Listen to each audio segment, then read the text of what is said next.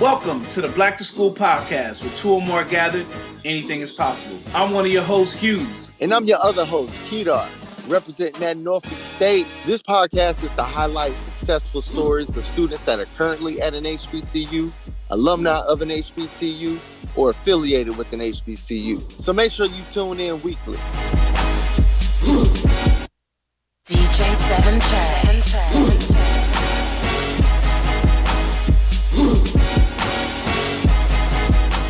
Hey, welcome to the Black to School podcast. That's our resident DJ 7 Trey. I'm your boy Hughes. What's up? I'm your boy Kedar. Welcome back. With two or more gathered, anything is possible. We got a great show for you today. Yeah, man. We got a great one. So this show is about people that have graduated, current students, but the other part is the affiliation. And today we have a great guest for y'all. We'll get to that in a moment. Kedar, man, how has your week been? Man, it's cool. It's tough. It's been tough. I ain't gonna Okay. Be honest. Yeah, I know. I'm putting myself out there. Like it's been tough. I for a couple years now, I've been very successful at plucking the gray from my goatee. It's called unnoticed gray. I'm lost. It's too. You see me, I don't care. It is what it is. Ain't gonna be no black dye over here. Too much time for me to pluck each gray. I'll be plucking so much gray, it'd be like gaps and holes.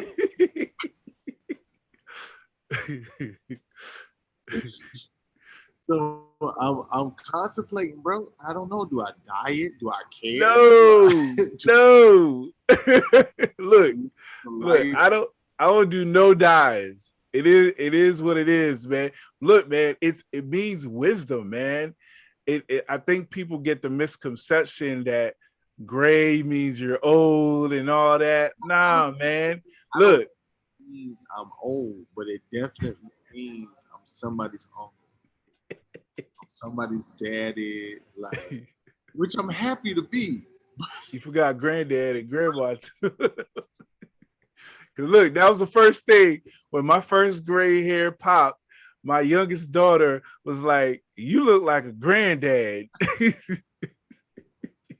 So look, it's crazy, bro. I really don't know how to react right now, dude. Man, it's right here. So do I get like some eyeliner? Like get my wife's eyeliner and just black it out? Like what? Like I don't know.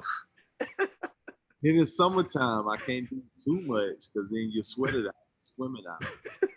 Look. You don't want to be the one going out there in the sun and then with it all black just running down, ink all over your face and all over your shirt. In your collar. I can't. So I don't know what to do is my point. Bro, it's tough. It's tough. It's a reality that I'm not ready. Leave it alone. Leave it alone, man. Leave it alone. Man, look, it means wisdom. To me, it means wisdom. So look, I say leave it alone, man. What you been doing? What's up with you? Man, it's been what kind of week has it been? It's been a hard, stressful week. It's the end of the year. Got a lot of kids trying to make it in the end. So but the one thing I wish that can happen is that all states can go to school at the same time and all states can end at the same time. Because I got one of my homeboys out in the Midwest, and then I got a homegirl down in Georgia. They're done with school as of like last week, and I still got like about 2 more weeks to go. My boy's out on a boat on the lake last week, FaceTiming me. I'm like, man. Cooped up in the class. You cooped up in the office with your sweater on.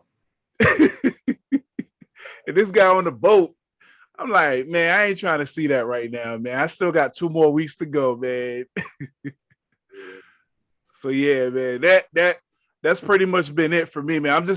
I think it's just to the point where I think where all educators can probably agree that they're really looking forward to that summer. It's been a rough year and a half for a lot of educators. So yeah, this summer gonna look a little different. People gonna be out. oh man. My boy just texted me and was like, "Hey, I'm going to the Braves game." He lives in LA, and every year we do the Dodgers and Braves game. Okay. I'm flying to Atlanta, Dodgers Braves. Let me know what day you want to go. I said, "I guess we wide open, baby. Come on." Yeah, that's another thing. Yeah. But yeah, man, we got a great guest for y'all today. This guy is from Hazelhurst, Georgia. He actually started his foundation back in 2005. His foundation services about 9 states. Some of those states are Georgia, Virginia, North Carolina, South Carolina, Tennessee.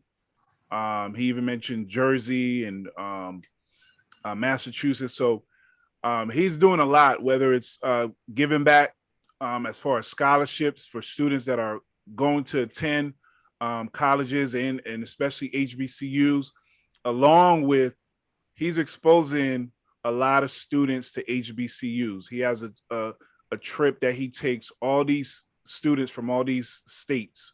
He takes them to HBCUs so they can get exposure to HBCUs.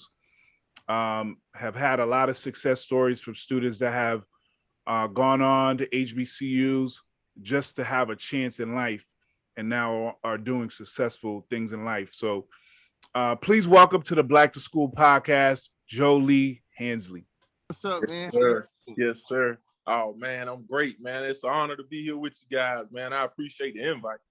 Man, Yeah, man. we're happy to have you, bro. Yeah, definitely an honor to have you, man. We know that you do a lot in the community, so we're gonna get to that. But we definitely appreciate you coming, man. Of course, of course. So we like to start off every podcast with this question. Okay. What is your greatest accomplishment today? What is my greatest accomplishment today? Okay.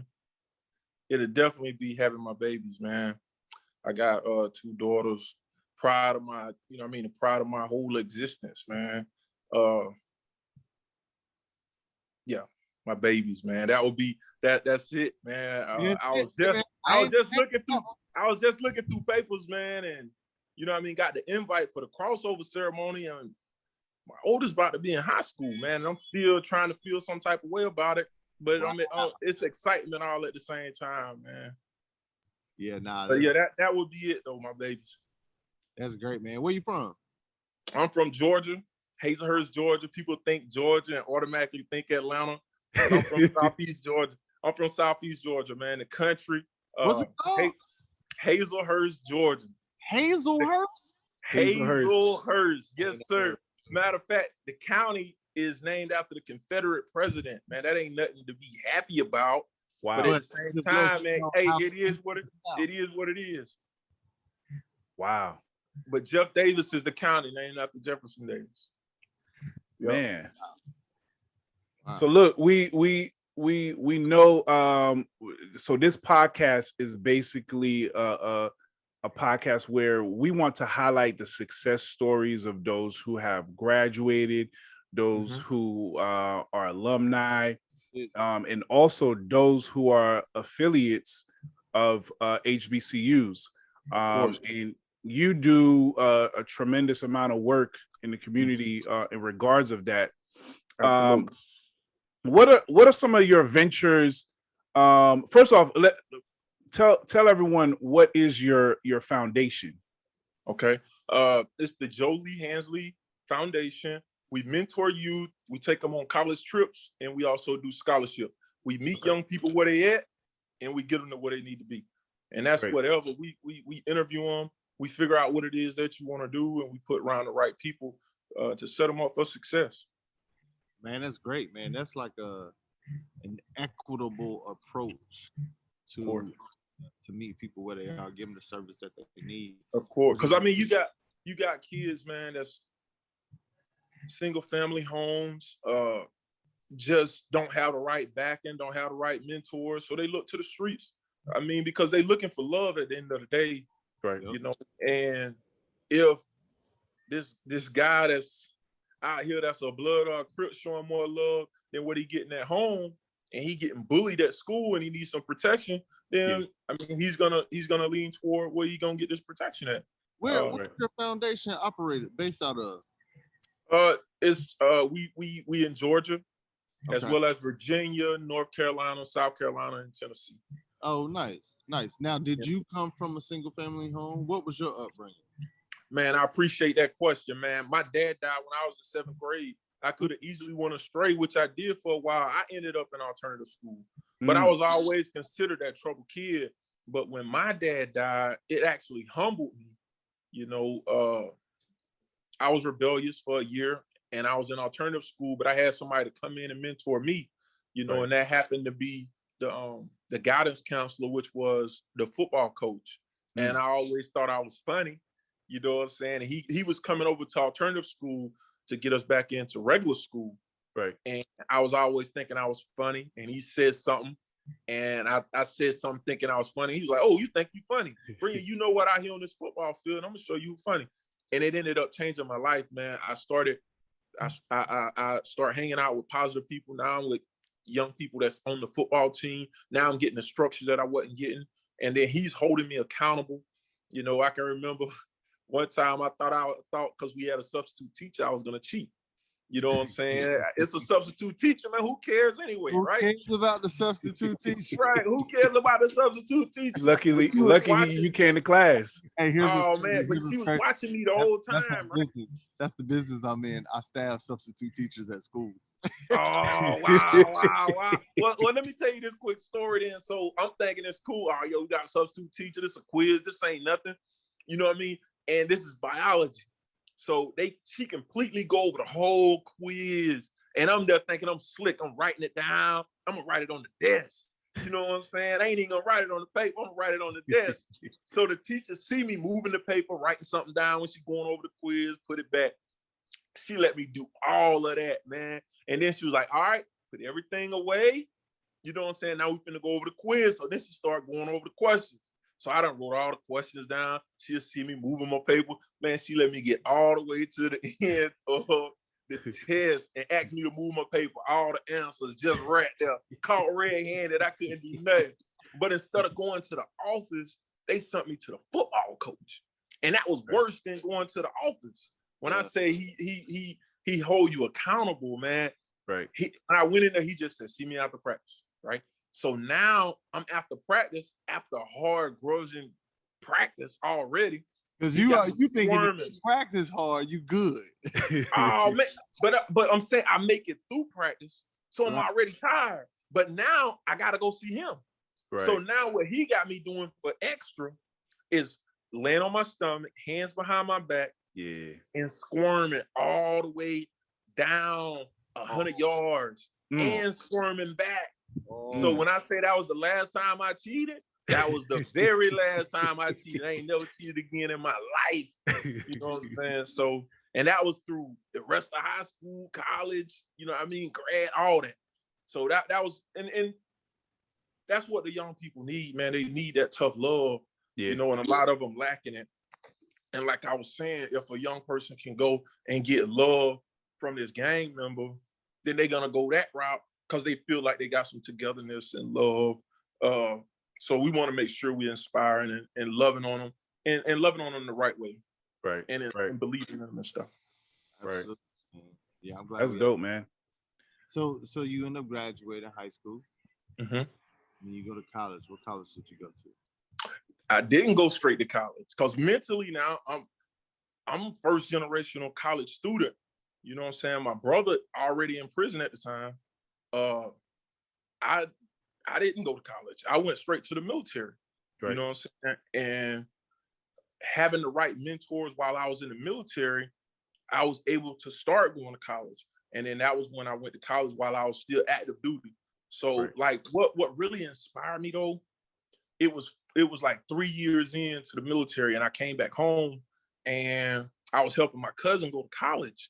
You know what I mean? I was taking him to go see some colleges, and it was a girl that was there that graduated with me that was about to graduate from the University of Georgia. Like she was going into her senior year in business class at the University of Georgia. Right. And I, was having better grades than her in our business and marketing management class. So I'm like, man, hold up, man. If she don't went to college, I should be able to go to college. So that was kind of when I got inspired, man, and I enrolled in the University of Maryland, and the rest was history. Like I was motivated and focused from that point on.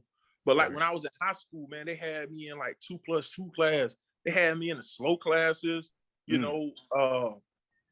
So mentally, like, man, it beats you up. They don't beat you up mentally, but like the class is just, oh man, I'm in 2+2. Man, I can't go to college. Oh man, you know what I mean? I'm gonna have to go work at a factory, something like that. Yeah. So that you know what I mean? So that's mentally where I was, and that's why I'm so motivated to do the foundation thing. Like it don't matter where you at.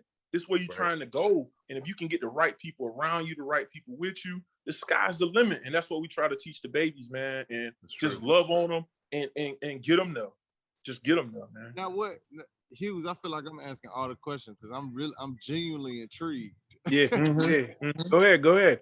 Please do. Now, what age group do you get them? Like you got to get the babies at a certain age before you start taking them on college tours. That's right. So what we got what we call the Boys to Men mentoring program. We work at the elementary school level. We work elementary school level, middle school level, as well as high school level. All right, elementary school level, what we're doing, we're introducing. So the Boys to Men mentoring program, we meet at the school, whatever school it is, 2 times a month.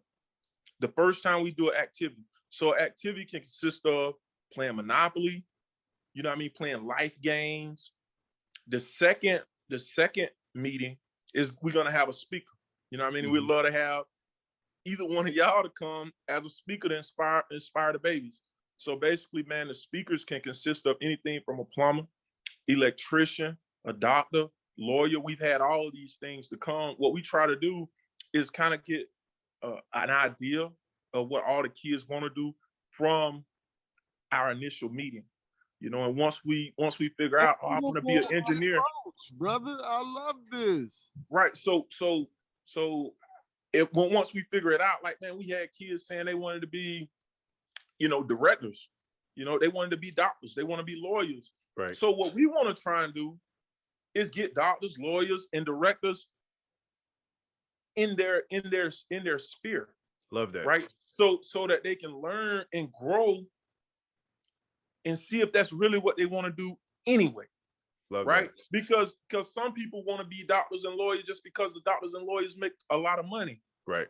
But some want to be a director just because they've been inspired by Tyler Perry, or they've been inspired by one of their favorite directors. You know, so we want to try and get those types of people around. We want to introduce whatever it is that they're trying to do to them, so they can be inspired. It's crazy you mentioned that because it was my first year in education, and I actually worked at an alternative school.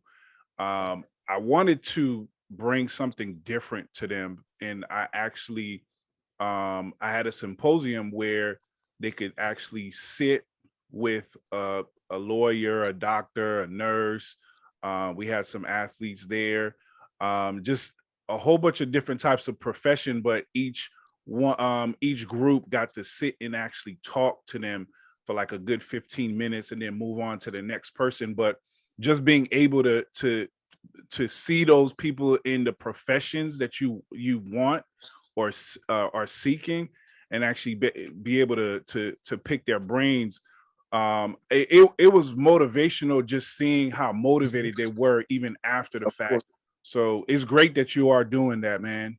And that's why it's so important for us to get the babies on campus, man, and And one of the big reasons we do HBCUs is because we work with a lot of minority young people, you know what I mean? People of color.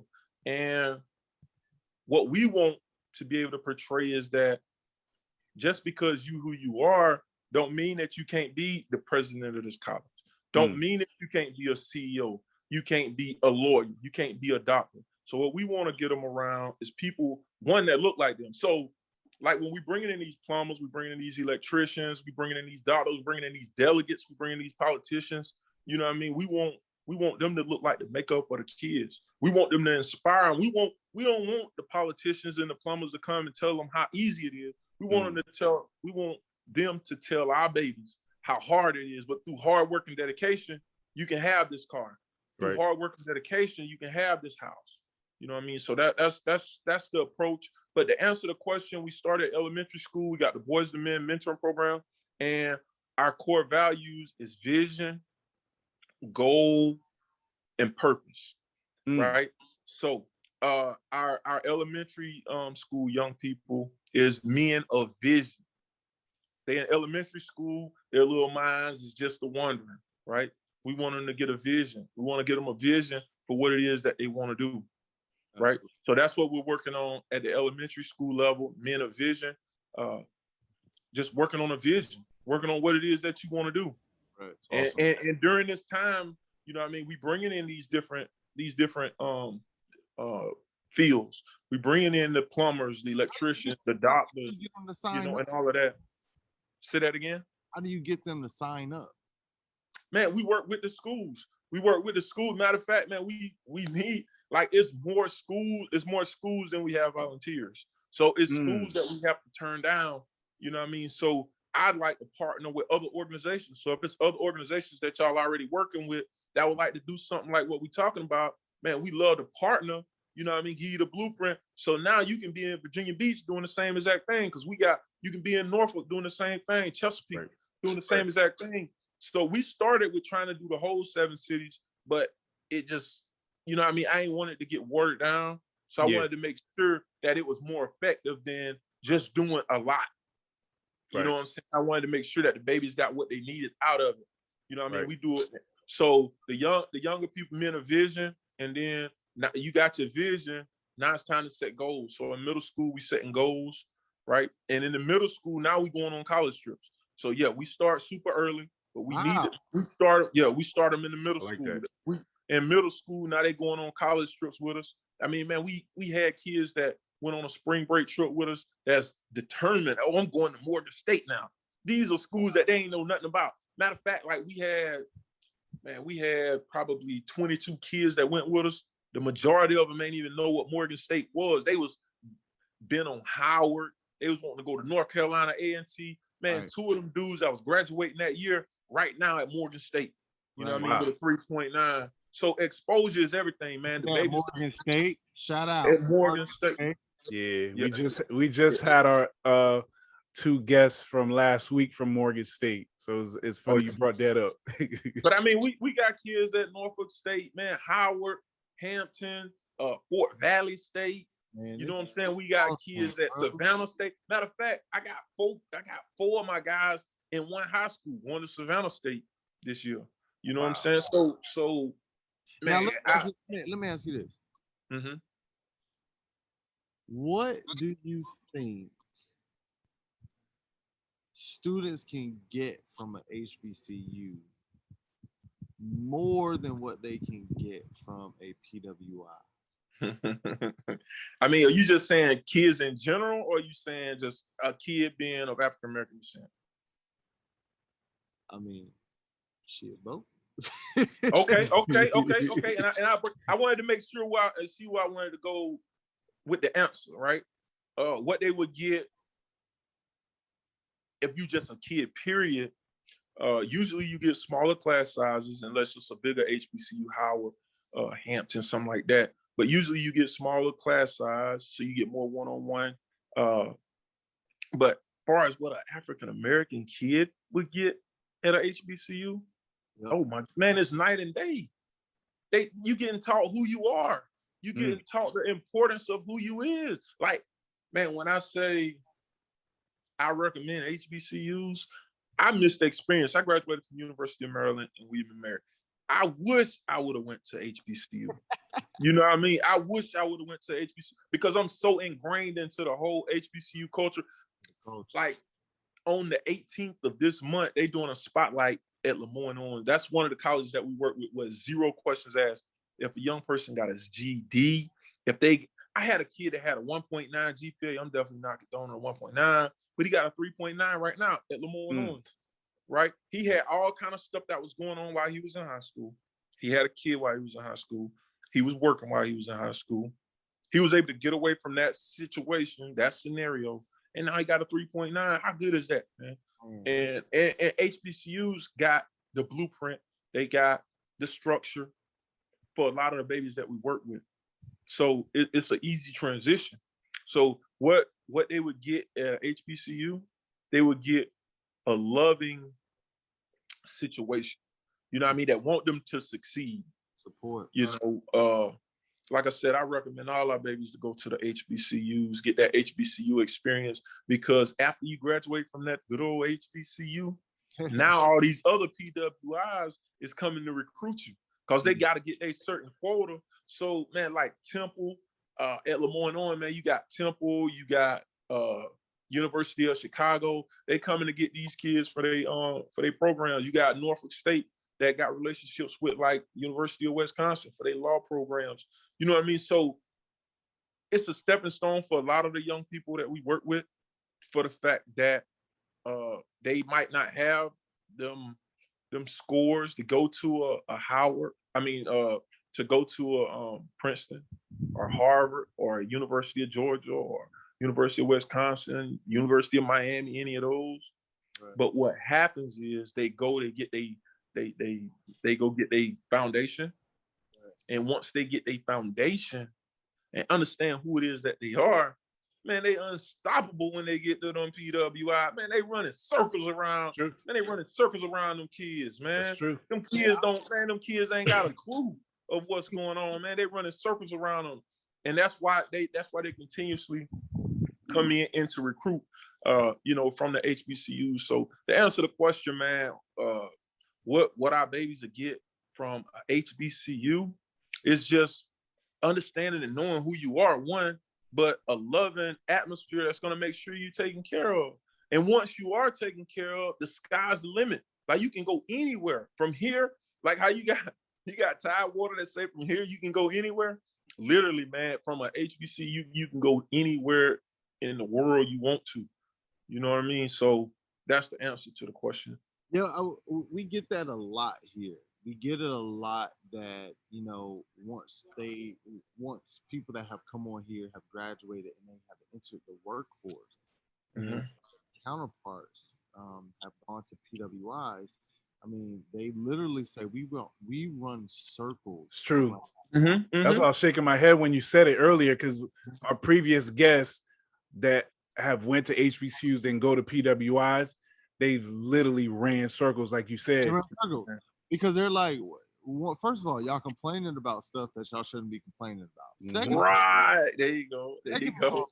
Like, I understand what the grind is, and because I've just been in grind mode from my HBCU, like I'm in PWI grinding, and even if they go and get a second degree, they run circles around their PWI.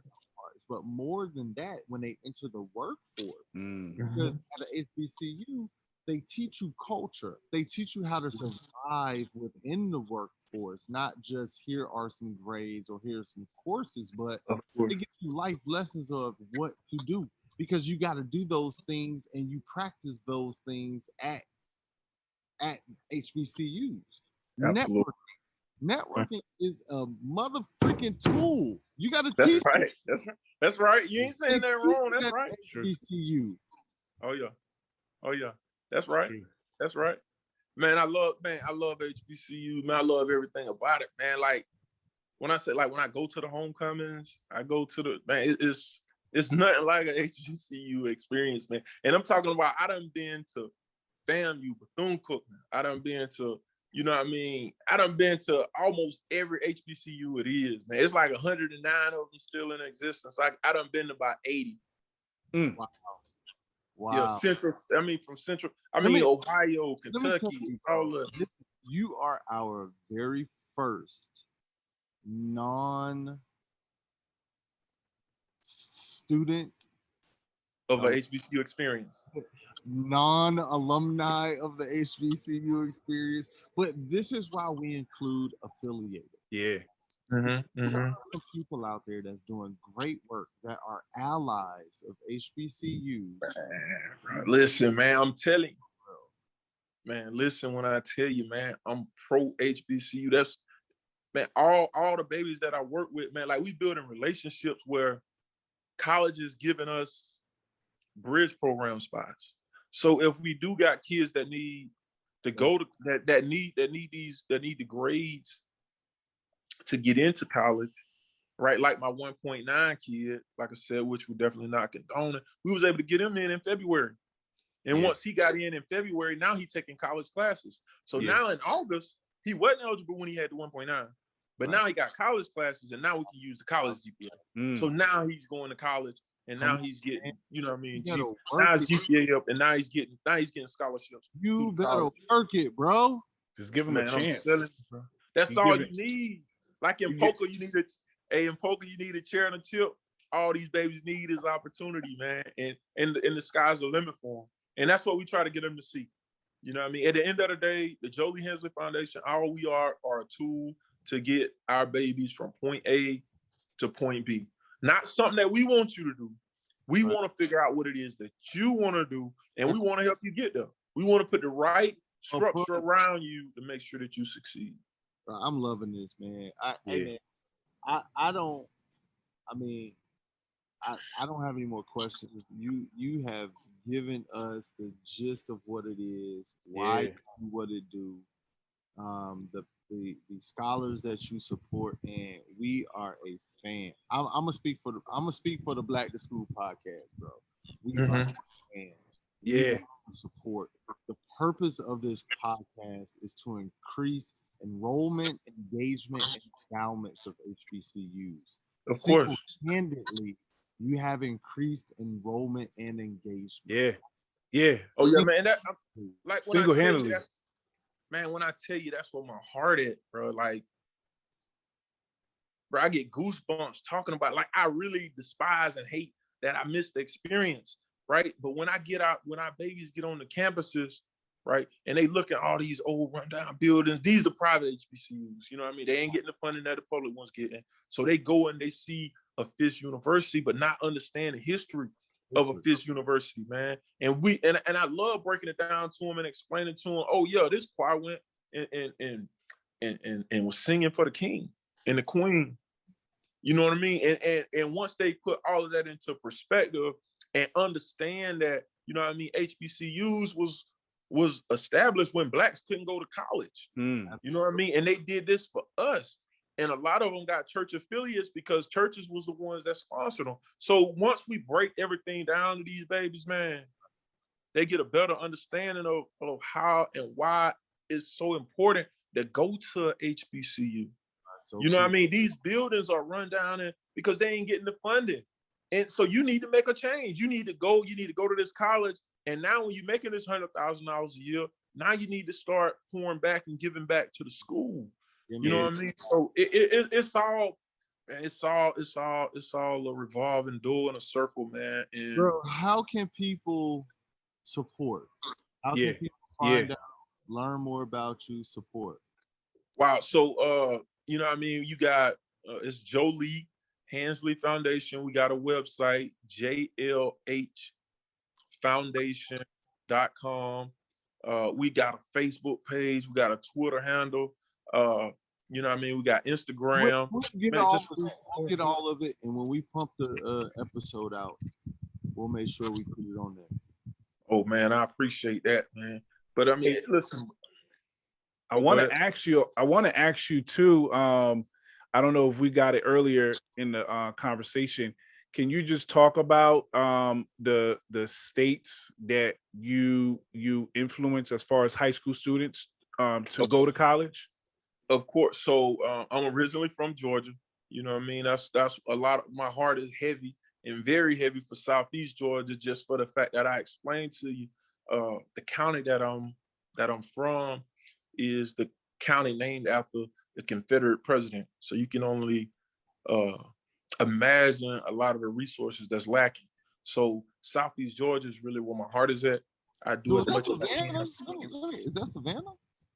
The Savannah area, absolutely. I'm about 65 miles from Savannah. So yeah, So I'm from yeah. Atlanta. I'm about 190 miles from Atlanta. So I'm closer to Florida. I'm an hour and 15 minutes from Jacksonville. So I'm an hour 15 minutes from Florida. So like when we go and do stuff, we go into Florida, we go into Brunswick, but we got to ride a while to get to a mall. No Man, the closest mall like 50 miles. But I mean, I'm Southeast Georgia to the bone, man. So Southeast Georgia, North Georgia, North Carolina, South Carolina, to the bone, Tennessee, North Carolina, South Carolina, and Virginia. Okay. But So I mean, we work with all babies. We work with all babies. Like when you look at our list of scholarships, and we had 32 scholarships this year. I mean, you got kids from New Jersey, you got kids from Pennsylvania. So I mean, you got North Carolina. So it's a lot of kids in a lot of different places, man. Okay. Like the kid from New Jersey, she going to Spelman. You know what I'm saying? And we got, you know what I mean? We got young people at Morehouse. So I mean, it's just everywhere. But that's the answer to the question, man. We in like 8, 9 different states, and states constantly asking us to come to their state. And like I was telling you earlier, man, we just want to partner with organizations that's already doing it. We don't want to reinvent the wheel. We want to explain to them what it is that we're doing, so hopefully they can help. You know what I mean? They can kind of piggyback and do some of the stuff that we're doing instead of us going everywhere, just kind of, you know what I mean, giving people the blueprint, let them run with it. Man, Joe Lee, this has been awesome, man. This is a wealth of information, and I know you do a lot in the community, but this was really good. Just getting you to mention some of the history of HBCUs. Oh yeah, that's very, very important, man. Especially when you're talking to our babies, because like I said, man, they see the buildings, and the building ain't compared to the PWIs. You know what I mean? The PWI buildings and facilities is a lot better, but you gotta understand, like, you know what I mean? This is coming from donations. This ain't coming from public funds. This is coming from churches that built up this institution when we couldn't go to school.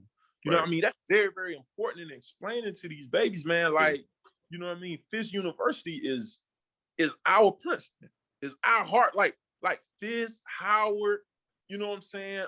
Morehouse, Spelman. That's our Harvard. That's our Princeton when we couldn't go to school. You know what I'm saying? So, yeah. Man, that's awesome, man. That's awesome. So, can you tell everybody what is left? What do you have left going for the foundation? Wow. So we do a scholarship gala, and we'll be doing that for the Georgia area. We'll be doing a gala, and we'll be doing that on the 17th. And for Virginia, we'll be doing a gala July the 31st.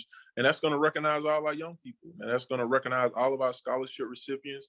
We're just going to get an opportunity to love on them and just tell them, man, that we there, and they're going to be able to meet mentors. They're going to be able to meet doctors, lawyers that's tied to our organization that they can build relationships with for whenever, you know, it's late night and they've been studying and they're ready to give up. They got somebody that they can call and help them through the process. Man, but we'll be doing that on the 31st. Amazing. Joe Lee, man, this was amazing. It was great to get the in-depth information as far as what you're doing in the community for our babies. So, man, just keep doing what you're doing, man. Yeah, I know you're just giving out scholarships to kids and showing them and exposing them to HBCUs, man. So I wanted to make sure that we truly shared your story. And I know you're not doing it for you, but definitely people gotta hear what you're doing, man.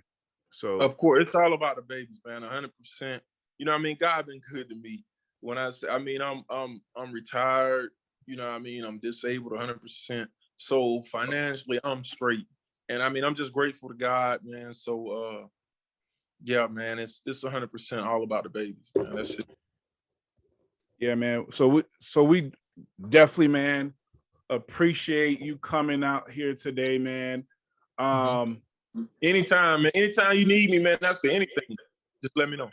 Appreciate it, man. Appreciate it. Man, that was great, bro. He inspired me, man. You talk about somebody who has the spirit as if they went to a HBCU. Yeah. Truly inspired me. Yeah. This is the part of the show part of the podcast what we call Lesson of the Day, where Hughes and I take something that our guest has said as a lesson of the day. Was something that resonated with us. And if you have a lesson of the day from any of our guests, make sure you reach out to us on social media at Black2School Podcast, at Black2School Podcast. Email us blacktoschoolpodcast@gmail. If you have anybody that you would like to have us interview, be a guest on our show, reach out to us. Let us know who they are. Tell your friends to like, subscribe, share, all that good stuff. But if I had to pull a lesson of the day, it'd be conviction. Through his enthusiasm, he's able to convict a lot of people into going to college. Right. Whereas the way he tells it, there's not necessarily a clear path for them to go to college. It's true. But because of his conviction, which is contagious, they now afford the opportunity for exposure. It's true. In college. But also exposure, because there's pretty much a college in everybody's town. It's a college everybody can drive to if they really wanted to. It's true. But to actually take scholars, take them to a campus outside of their neighborhood, take them to something that they may just see on TV or have heard about it, and to make it actual for them. That conviction is strong, man. And I really appreciate that, brother. Yeah. How about for me, man, I gotta say, there's a quote that they always say that if you want to see change, then be the change that you want to see. This young man has seen a lot in his life. He even mentioned that his sibling was in prison at one point. But his story could have went a lot differently as well. Right. But he used all of his influence throughout his life to now make an impact in other people's life to change. I'm pretty sure he knows, but he's changing a culture. There's a lot of kids that he helped put in college that probably could have went a different route and got them a scholarship. It's true. That's true. So it's good, and we need a lot more people like him out here that can be game changers, to change society, change culture. We could sit back and complain, or we could just do something about it. And he knows something about it. You know what's great about what you just said and about what he was saying is mentorship too. Yeah. I mean, one, the fact that he was able to be changed because someone mentored him. It's true. If you've ever been a mentor, the only thing that your mentor kind of should ask of you, besides whatever he's meant or she is mentoring you of, but I used to get the how can I repay you? And the answer is do it for somebody else. That's how you can repay me. Do it for somebody else. And the fact that he did it is doing it for other people. And unfortunately, he has to turn down schools. Yeah. Because there's not enough volunteers. Yeah. There's not enough people doing it or being the first person to do for someone to create that change. Yeah. So mentorship is also huge. If you've never mentored someone, figure out how to mentor someone. If you have the capacity, some of y'all crazy. Y'all don't need to mentor nobody. You need to sit down somewhere, be mentored yourself. But if you got the basics of life together, mentor someone. Yeah. And let them know you need to do this for somebody else. Reach back. So this dope. It's I'm not gonna prolong it, but it's crazy you say that because it was a good friend of ours that when we were growing up, it was kind of like our big brother. And I recently talked to him and I was like, man, like, you know, you had like such a great impact on us, but you never like talk about it. You never boast about it or anything. And it is not just that he helped, you know, raise or whatever, but he helped other young Black men. But he was like, you know, I don't do it for me, but my hope is that now you would return it and do it for others. So it's crazy that you said that, man. Because that's what it is, man. Hey, look, man. Yeah, hey, y'all know what this is. Black to School Podcast. Y'all check us out every Wednesday. Thank y'all. Let us start there. Thank y'all for making it as hot as it is. And we really do appreciate y'all. Tell some people. We got to tell the story. We got to tell the narrative. We have to change how people think. That's true. Whether you go to an HBCU or PWI, go somewhere, grab some knowledge. But if you really want it all, go to an HBCU. We recommend HBCUs just because you get the foundation and the value. So we want to tell these successful stories of these HBCU students, alumni, or affiliates so that at least you have options. We won't tell you where you have to go, but at least we want you to know you have viable options when it comes to college. Over 100 HBCUs. It's huge in our goal that we increase enrollment, engagement, and endowments for HBCUs. Make sure y'all help us spread the word. Please give back to your school. Please give back to your alumni. Don't just go back for homecoming, trash the city, and leave. Deposit back into those schools. Deposit back into those scholars. Because that's how you got through. Join an alumni association. I'm current. I'm valid. I'm with one. Me too. Me too. We appreciate y'all. Make sure y'all come back to see us. Peace.